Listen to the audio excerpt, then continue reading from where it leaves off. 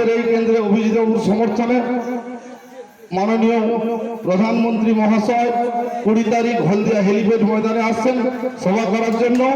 এই সভায় আমাদের সুরেন্দ্রনাথ জেলা এবং আমরা এটা পূর্ব মেদিনীপুরের মানুষ, উনি ঘোষণা করেছেন 3 লক্ষ মানুষের জমায়েত হবে। আমরাও এই এলাকা থেকে গাড়ির মাধ্যমে সমস্ত ব্যবস্থা থাকবে। আমরাও ওই দিন হলদিয়ার হেলিপ্যাড ময়দান একদম ভরিয়ে দেবো কানায় কানায়। সবাইকে শুভেচ্ছা নমস্কার জানাই এবং আপনাদের সঙ্গে যখন দুঃসময় হবে। আচ্ছা, আরেকটা কথা আমার বলা হয়নি, আপনারা তো আমাকে জেলা পরিষদে জিতিয়েছেন, আমার তো কিছু কাজ আছে। আমি আপনাদের দায়িত্ব নিচ্ছি যে 2টো কাজ আমি আমার জায়গা থেকে করাবো।